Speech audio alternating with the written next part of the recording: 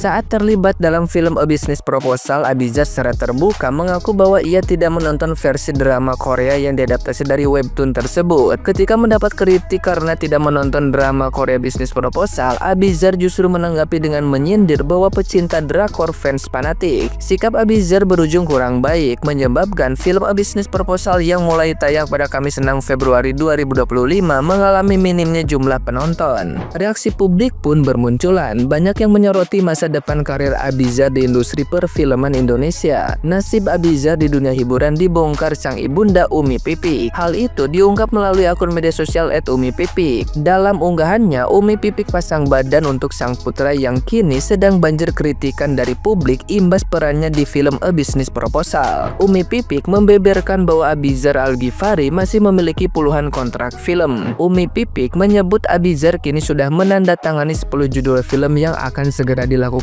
proses syuting.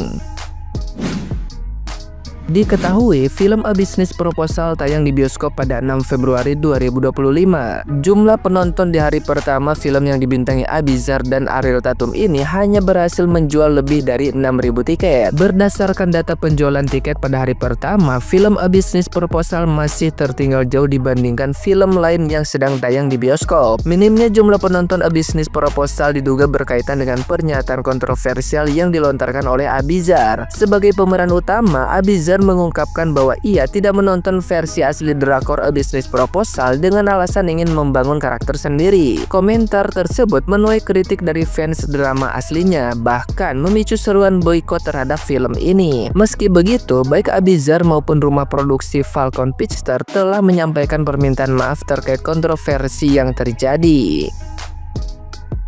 Nah, gimana nih menurut netizen yang terhormat? Silakan berkomentar ya. Gimana gak sepi peminat kalau cara promosinya kayak gini nih? Kata netizen gak usah diundang bang, karena kita juga gak minat nontonnya. Kalian lihat aja deh, baru beberapa hari tayang di bioskop, ratingnya 1,2. Ini definisi mulutmu harimaumu. Kemarin waktu promosi sombong banget gak usah ditonton. Sekarang kebukti kan gak ada yang nonton. Mana pakai acara bilang gak baca webtoonnya, gak nonton seriesnya, padahal ini tuh film remake yang dimana kalian itu harus memainkan peran yang sudah ada, yang sudah melekat di para fansnya. Pakai acara bilang fans Korea itu pada fanatik. Aduh, itu menghancurkan pasar kalian sendiri loh. Untung bisa tayang, karena kemarin sebelum tayang aja sempet diboikot sama seluruh masyarakat Indonesia. Akhirnya apa ya? Akhirnya pihak mereka meminta maaf karena seolah-olah di sini si pemeran utama ini berasa kurang riset karena nggak pernah nonton series aslinya, tapi mau meranin remake-nya. Gimana coba? Sebenarnya gue di sini kesian sama tim yang lain dan pemeran yang lain, karena di film ini bukan cuma lo doang yang ditongolin, banyak modal yang udah ada. Dan nanti kalau filmnya bungkus gimana? Baru beberapa hari tayang. Jadi gimana menurut pendapat kalian? Coba kalian komen di bawah deh. Ini adalah film dengan rating terburuk yang pernah ada di dunia. Ratingnya berapa? 1 aja nih bang. Sebelumnya, rekor ini dipegang oleh film Daniel the Wizard. Filmnya tahun 2024 dan ratingnya 1,2. Semenjak ada film A Business Proposal, rekornya jadi pecah bos. Sumpah, gue bolak-balik ke akun Falcon cuma pengen ngeliat jumlah penonton. Jumlah penonton A Business Proposal hari pertama, kedua, ketiga itu berapa sih? Tapi sayang banget kok dia nggak ngupload ya. Jadinya gue sampai nyari ke internet bos, dan itu nggak nemu. Sekalinya nemu nih, malah mau turun layar cok. Please lah, jangan turun layar dulu please, karena kita pengen nonton. Sumpah kita pengen nonton, tapi sabar dulu ya, sabar. Yang katanya nggak butuh penonton, terus gimana sekarang? Yang katanya nggak butuh penonton, terus sekarang kayak mana sekarang? Banyak yang nonton. Kalau nggak butuh penonton, ngapain buat film? Nggak mungkin lah, cuman segelas seru-seruan doang. Udah film hasil remake, nggak bener karya sendiri, bukannya benar-benar ditekunin. Nih Abizar, lo tuh harusnya menjaga dan membangun image lebih baik lagi. Lagian beberapa waktu lalu tuh orang-orang juga banyak yang tahu lo tuh udah melakukan sesuatu hal yang tidak seharusnya dilakukan oleh seorang Abizar. Mencoreng arang di kening umimu. Jangan sombong.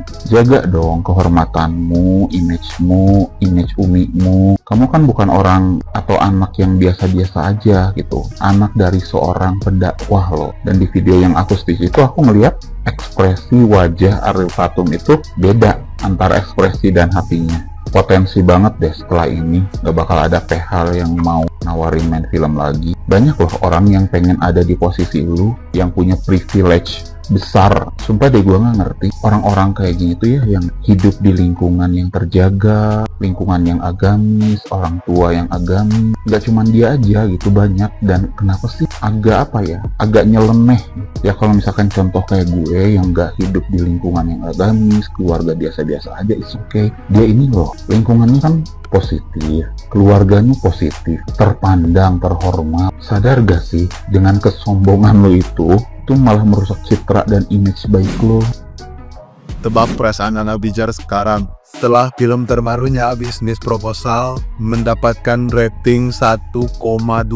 Yang nonton di seluruh bioskop Indonesia juga gak nyampe 10.000, cuma 6.900. Abizar. So kenapa sih sombong amat? Hah? Lu merasa jadi apa, Hans? Lu masa udah jadi sebesar apa jadi aktor? Perasaan dari dulu, Sulas Reza Rahardian, Nicholas Saputra nggak pernah ngeluarin statement yang aneh-aneh, apalagi sombong kayak lu. Jadi kena kan lu sekarang, film juga diboykot. Kalau gue jadi lu sih, mendingan sekarang udah lu minta maaf sama netizen yang bener.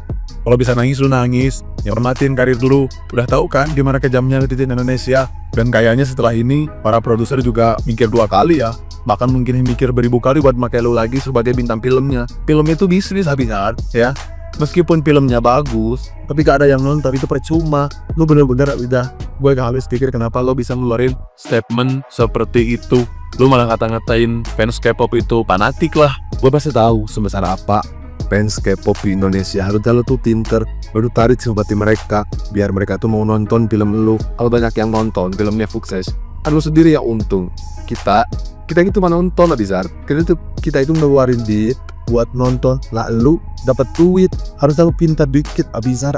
Lu mah ya, lu tuh artis, aktor, seenggaknya lu tuh bisa acting ya, sedikit berbohong buat nyelamatin karir lu. Ini tuh benar-benar definisi kesombongan menghancurkan diri lu sendiri Abizar. Ya gue saranin lo benar-benar minta maaf ya, udah minta maaf ya.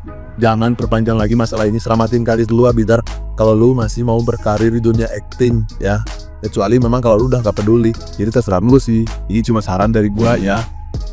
Congratulations kepada netizen-netizen Indonesia karena kita berhasil menerapkan cancel culture pertama kali di Indonesia. Buat kalian nggak terlalu ngikutin Korea, mungkin kalian masih asing dengan cancel culture itu apa sih? Jadi cancel culture itu adalah aksi memboikot seseorang karena dianggap bermasalah. Dan of course masalahnya itu diciptakan oleh diri mereka sendiri. Dan cancel culture ini tuh sangat melekat ya dengan Korea netizen. Dimana kalau misalnya ada artis atau idol gitu ya yang bermasalah, even masa lalunya pun yang bermasalah itu, mereka dengan gampangnya akan mendapatkan aksi cancel culture. Dan bukan di cancel di saat itu aja, tapi mereka itu ada kemungkinan akan di cancel sampai seterus-terusnya hingga mereka itu akan susah untuk memperoleh karir mereka kembali. Contoh utama adalah Seungri Big Bang. Di saat itu dia terlibat dalam kasus Burning Sun ya, yang sudah banyak orang tahu, dan dia saat ini tuh di cancel di Korea Selatan. Atau aktor Jisoo ini yang terkena kasus bullying ya pada masa lalunya, ini sekarang lagi di cancel sampai dia itu pindah ke Filipina untuk berkarir di sana. Jadi cancel culture ini tuh bukan hal yang main-main ya, apalagi kalau di Korea Selatan sana. Sekalinya kena, kita tuh bisa kehilangan potensi-potensi, kesempatan-kesempatan yang bakal kita dapet di masa depannya. Maka dari itu, aktor,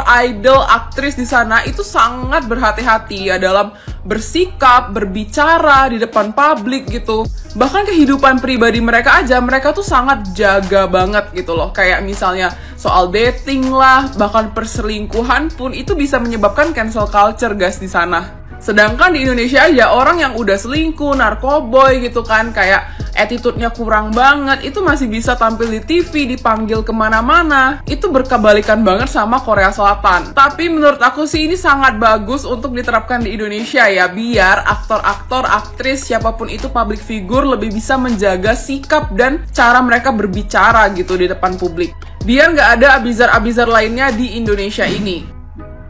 Buat yang nggak tahu, Abizar ini yang merupakan anak almarhum Uje saat ini kan sedang membintangi sebuah film yang merupakan remake dari drama di Korea ya yang sukses banget, yaitu Business Proposal. Dan ada beberapa kontroversi dari Abizar ini ya selama wawancara untuk filmnya. Pertama, dia bilang kalau dia itu tidak menonton dramanya, hanya menonton satu episode aja dan lebih ingin mengembangkan karakternya sendiri di film tersebut. Harusnya Abizar nggak ngomong kayak gitu ya, karena ini film remake buat ulang dari webtoon dan dramanya. Yang kedua, dia bilang kalau fans-fans yang nonton Business Proposal itu adalah fans-fans fanatik dan dia nggak butuh mereka. Baru kali ini aku lihat ada artis yang memusuhi fans dari drama yang mau dia remake ke filmnya baru kali ini. Ya, Abizar ngomong kayak gitu ya, karena fans dari drama Proposal ini merupakan target pasar, target penonton dari filmnya. Kenapa malah dia cut? Gak habis pikir sih sama Abizar ini. Yang mau jadi target pasarnya, penontonnya, malah dimusuhin. Aneh banget. Yang ketiga, dia bilang kalau dia tuh gak butuh tuh fans-fans fanatik itu. Dan dia gak bakal undang juga mereka ke premiernya. Ini tuh bukannya tambah baik, tapi tambah parah ya. Dari wawancara awal sampai mau ke deket tayang filmnya. Dan seperti yang kita bayangkan juga ya filmnya ini. Tuh, filmnya jadi sepi penonton ya.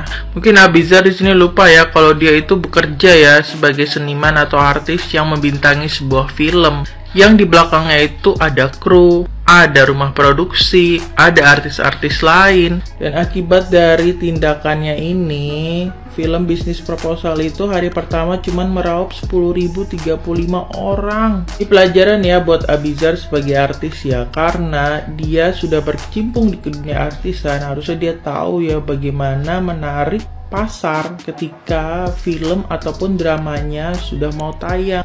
Abizar ini harusnya contoh dari artis luar ya, kayak Amerika, Korea, Cina, terutama Korea Cina yang aku suka nonton ya. Mereka itu sampai ikut reality show loh, kayak Running Man, Hello Saturday yang benar-benar menguras fisik banget. Harus belajar lagi ya Abizar ya kalau mau jadi artis yang baik ya. Kalau nggak, rumah produksi nggak ada yang mau pakai kamu lagi loh.